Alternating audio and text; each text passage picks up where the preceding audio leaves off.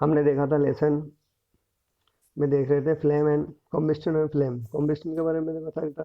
उसके बाद आपके इग्निशन टेम्परेचर जो होता है हर फ्यूल के लिए अलग अलग होता है। इग्निशन टेम्परेचर से ही डिपेंड होता है कि वो कितनी जल्दी आग लगेगी उसमें।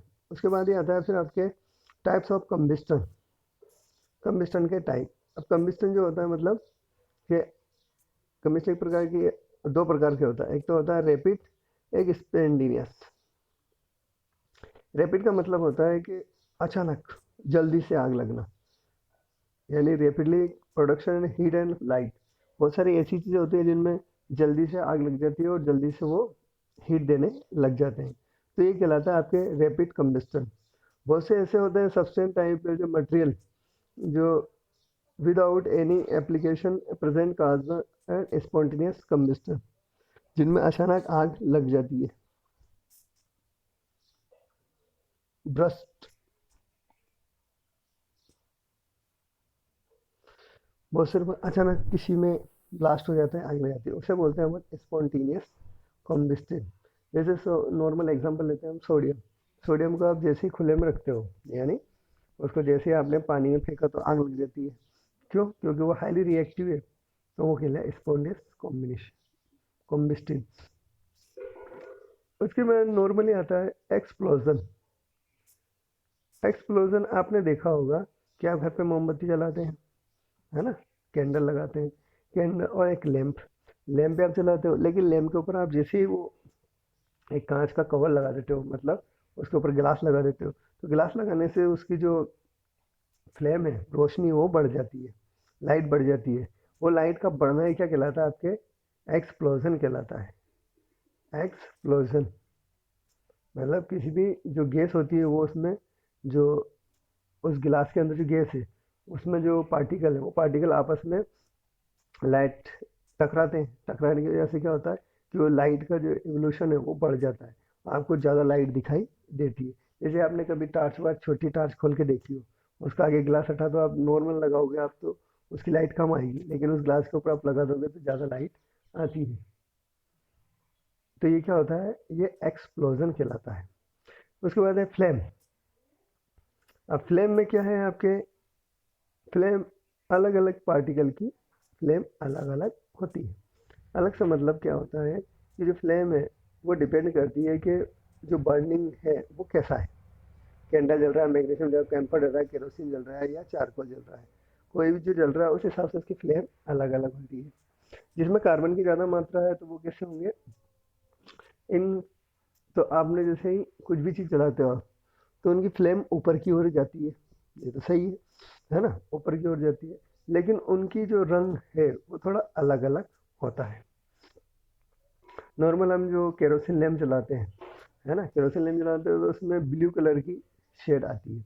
आपने घर पे गैस स्टोव ये देखा होगा तो उसमें लाल और हल्की नीली नीली ब्लू कलर की फ्लेम आती है। आपके घर पे जो स्टोव है, गैस चूल्हा है, उसमें जो फ्लेम जलती है ना, गैस से जो जलती है, तो उसमें आप देखना उसे गौर से, उसमें येलो कलर भी, सॉरी, रेड और ब्लू कलर की थोड़ी आपको कलर दिखाई देगा।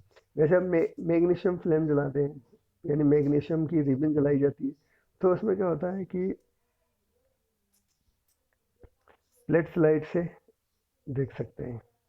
ऐसे आपने देखा होगा कोई भी आप फ्लेम को गर्म वो करते हो, जो पेट्रोलियम पदार्थ है ना, वो क्या होते हैं, वो फ्लेम के साथ चलते हैं। अब है यहाँ फ्लेम की स्ट्रक्चर, मतलब फ्लेम की क्या क्या पावर है। जो फ्लेम होती है उसके जो आउटर जोन होता है वो कंप्लीट कॉम्बिशन होता है, पूरा जला हुआ होता है, ब्लू कलर का होता है।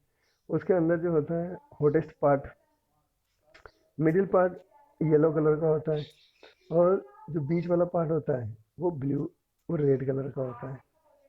और इसकी जो एंडिंग है, इंटरनल जोन, जब यहाँ से वो जलती है वो क्या होता है, ब्लैक कलर का होता है। ये इसकी फ्लेम की स्ट्रक्चर है। अब आते हैं फ्यूल।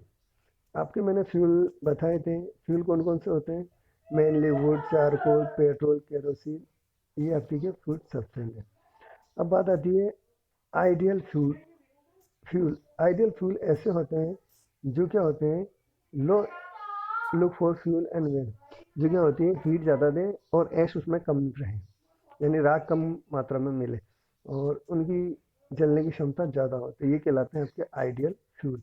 आइडियल फ्यूल बहुत कम मात्रा में मिलते हैं, जिन्हें हम क्या कहते हैं, आइडियल तो बिल्कुल मिलना मुश्किल है, लेकिन क्या होता है कि ऐसा तो हो ही नहीं कि जले ही जले हो और उसकी कोई ऐश नहीं निकले। ऐश डस्ट सब में बनती है, डस्ट नहीं बनेगी तो क्या होगा, जलेगा ही, मटेरियल नहीं जला, तो डस्ट सब में, जिसमें सबसे कम मात्रा में डस्ट बने वो आइडियल फ्यूल कहलाते हैं।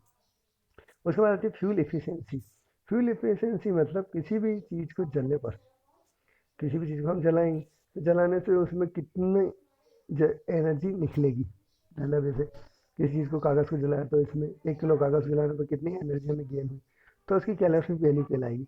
जिसको जलाने पर ज़्यादा एनर्जी निकलती है वो अच्छा फ्यूल कहलाता है, यानी उसकी कैलोरीफिक वैल्यू ज़्यादा है और वो ज़्यादा काम में आता है, अच्छी चीज़ होती है।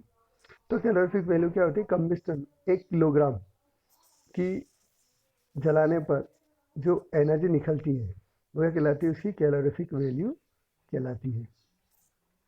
आप देखो, the amount of heat product in complete combustion 1 kg of fuel is called calorific value कहलाती है।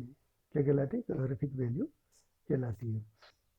उसके बाद आता है आपके, अब कैलोरीफिक जो टाइप होते हैं, जैसे इनकी यहाँ पर एक टेबल दे रखी है, देखिए आप यहाँ पर कैलोरीफिक वैल्यू की टेबल दे रखी है। यहाँ पर काऊ डंग केक, गोबर 8 6,000 to 8,000 किलो जूल पर केजी, वुड होती है आपके 17,000 22,000, कोल होता है 25,000 से 33,000, पेट्रोल होती है 45,000, kerosene 45,000, diesel 45,000, methane gas, methane gas का सीएनजी 5,000, एलपीजी 55,000, बायोगैस 35 से 40,000, हाइड्रोजन गैस 1,15,000। अब ये क्या होती है, सबसे ज़्यादा जो कैलोरीफिक वैल्यू हाइड्रोजन गैस की होती है। हाइड्रोजन गैस जो विस्फोट के साथ जलती है, इसका यूज़ किस में होता है, हाइड्रोजन गैस का यूज़ हम घर में नहीं कर सकते। एलपीजी का यूज़ हम घर में खाना बनाने में कर सकते हैं, इसकी कैलोरीफिक वैल्यू ठीक है, लेकिन ये ज़्यादा घातक भी हो सकती है। सीएनजी का यूज़ हम किस में करते हैं, व्हीकल्स के अंदर। हाइड्रोजन गैस का यूज़ वही रॉकेट के अंदर किया जाता है। और हाइड्रोजन गैस क्या होती है, ये उड़ने में सहायक गैस होती है, मतलब उड़ने में काम में आती है। उसके बाद नेक्स्ट आता है आपके डिफॉरेस्टेशन। अब डिफॉरेस्टेशन क्या होता है, जैसे प्लांट को काटना और वहाँ पर फ्यूल निकालना, जिससे क्या होती है इस, यानी कटिंग ग्रेजिंग, फॉरेस्ट की कटिंग ग्रेजिंग के द्वारा फॉरेस्ट को हटाना क्या कहलाता है, डिफॉरेस्टेशन कहलाता है। अब इसमें नेक्स्ट आता है ग्लोबल वार्मिंग। ग्लोबल वार्मिंग क्या होता है कि फ्यूल जो होते हैं, जो फ्यूल होता है, मोस्ट फ्यूल रिसेज है कार्बन डाइऑक्साइड। जब कार्बन डाइऑक्साइड की मात्रा बढ़ जाती है इन्वायरमेंट में, तो उससे क्या है, कार्बन की मात्रा बढ़ना ही क्या कहलाता है, ग्लोबल वार्मिंग कहलाता है। यानी अर्थ पर कार्बन डाइऑक्साइड की मात्रा बढ़ना क्या कहलाता है, ग्लोबल वार्मिंग। जिससे क्या अर्थ का टेम्परेचर इंक्रीज हो रहा है। इंक्रीज होने से क्या हो रहा है कि जो ग्लेशियर है, पोलर ग्लेशियर वो धीरे धीरे पिघल रहे हैं। पिघलने से क्या होता है कि कोस्टल एरिया में बाढ़ आ रही है, समुद्र का जो लेवल बढ़ रहा है, ये इसका इफेक्ट है। तो ग्लोबल वार्मिंग समझ में आया आपको क्या है, कि ज़्यादा मात्रा में जब कार्बन डाइऑक्साइड रिलीज होगी तो एनवायरनमेंट में कार्बन की कंसंट्रेशन, मतलब मात्रा बढ़ना ही क्या कहलाता है, ग्लोबल वार्मिंग कहलाता है। और इसके क्या इफेक्ट है, इससे ग्लेशियर पिघल रहे हैं। उसके बाद नेक्स्ट आता है आपके एसिड रेन। एसिड रेन क्या होती है, जहाँ पर ज़्यादा फैक्ट्रियाँ हैं तो वहाँ पर क्या होता है, सल्फर डाइऑक्साइड, सल्फ्रिक एसिड का यूज़ ज़्यादा होता है। जैसे कि आगरा, यूपी के अंदर है आगरा, वहाँ पर क्या है कि जहाँ पर शूज़ फैक्ट्री ज़्यादा है, यानी जूता फैक्ट्री है, तो जूता फैक्ट्री में क्या होता है, लेदर को साफ करने में सल्फ्रिक और नाइट्रिक एसिड का यूज़ बहुत ज़्यादा मात्रा में किया जाता है। तो सल्फ्यूरिक एसिड और नाइट्रिक एसिड, सल्फ्यूरिक एसिड को बोलते हैं H2SO4 और नाइट्रिक एसिड को बोलते हैं HNO3। HNO3 इसे बोलते हैं नाइट्रिक एसिड।